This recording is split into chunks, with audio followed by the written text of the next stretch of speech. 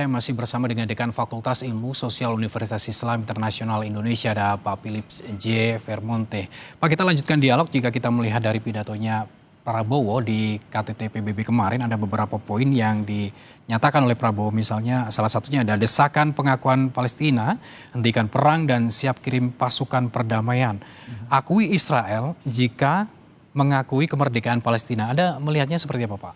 Ya, yang pertama, Indonesia sudah lama dikenal sebagai negara yang terus-menerus berkontribusi dalam pengiriman pasukan penjaga perdamaian PBB.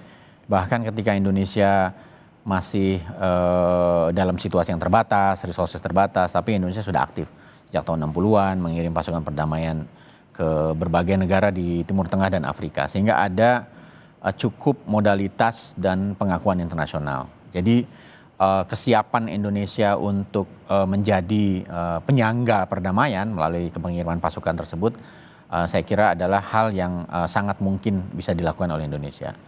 Yang kedua, bagian dari two state solution memang kalau kita setelah mengakui kemerdekaan Palestina, ketika seluruh negara telah mengakui kemerdekaan Palestina, mungkin kita bisa mengakui kedaulatan Israel. Sehingga konsep two solutions itu adalah dua negara hidup berdampingan dengan wilayah yang ditetapkan sesuai dengan kesepakatan yang dulu berubah pasca Perang Dunia Kedua. Karena itu dia harus dikembalikan dalam batas-batas wilayahnya dan seterusnya, dan juga menjamin kemakmuran dan sovereignty dari kedua negara. Itu adalah bagian dari solusi yang coba dicapai bertahun-tahun hingga hari ini. Tampaknya ada secercah harapan kalau menurut saya ya, karena semakin banyak yang mengakui kedaulatan Palestina gitu, dan itu saya kira modal yang sangat bisa digunakan untuk implementasi yang lebih konkret untuk perdamaian di sana. Jika kita melihat sudah ada 150 negara lebih yang mendukung Palestina dan mengakui kedaulatan Palestina, lalu menunggu apa lagi, Pak, untuk bisa mewujudkan hal itu? Kalau itu kan persoalan, ada negara-negara PBB, ada Dewan Keamanan, ada Majelis Umum PBB yang anggotanya adalah seluruh negara. Tetapi ketika Perang Dunia Kedua dulu selesai, ada mekanisme ketika PBB berdiri, ada yang namanya Dewan Keamanan, di mana di situ ada 5 negara yang diberikan hak untuk memveto. Dan ini juga bagian sebetulnya dari persoalan kelembagaan. 5 negara itu ada Tiongkok, ada China, Prancis, Rusia, Prancis, Inggris, dan Serikat. Amerika Serikat. Hanya satu yang belum menyetujui hal itu ya? Ya, tetapi karena mekanisme yang sedemikian rupa, maka veto itu menjadi persoalan memang. Tetapi dalam konteks perjuangan menuju kemerdekaan, langkah-langkah diplomasi itu tidak bisa diremehkan juga. Kalau kita tengok sejarah Indonesia, kita menyatakan diri merdeka tahun 45, banyak negara yang tidak serta-merta mengakui kan. Tetapi kemudian melalui perjuangan diplomasi akhirnya Indonesia juga dibantu oleh PBB. Diberikan legitimasi sebagai negara berdaulat tahun 1947. Sehingga menurut saya fokus kita dalam konteks perjuangan membantu kemerdekaan Palestina, saya kira langkah-langkah diplomatik itu sangat penting dilakukan. Dan dalam konteks Indonesia, itu tidak hanya dilakukan oleh negara, tetapi juga dilakukan oleh aktor-aktor masyarakat gitu. Dan saya kira mudah-mudahan setelah ini kita bergerak maju lagi, karena ini kan masalah yang begitu kompleks, Mas Gali. Jadi perkembangan-perkembangan positif itu menurut saya harus di-embrace, harus disambut.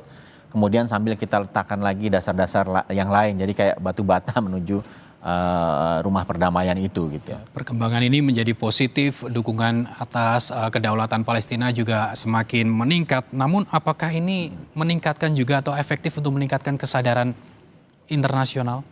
Kalau saya lihat dari hasil voting di yang kemarin, endorsement untuk New York Declaration, bahwa ada 145 negara yang setuju, hanya 10 yang menentang, 12 abstain.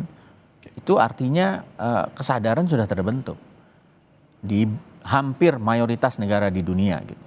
Nah, yang paling penting kan kemudian merawat sehingga orang tidak kehilangan kepercayaan terhadap proses menuju perdamaian. Karena itu perlu langkah-langkah yang lebih konkret. Antara lain yang ditawarkan Indonesia, kita siap kalau PBB memerintahkan pasukan perdamaian untuk menjadi buffer agar tidak terjadi serangan-serangan, penggusuran orang dari wilayah, dari tanahnya dan seterusnya. Gitu. Jika itu nanti akhirnya berhasil ataupun kedaulatan Palestina itu juga kembali disuarakan, apakah nantinya juga akan mencerminkan perubahan-perubahan terhadap kebijakan-kebijakan di luar negeri, Pak? Kita berharap begitu ya dalam konteks Timur Tengah ini wilayah yang tidak pernah berhenti konflik.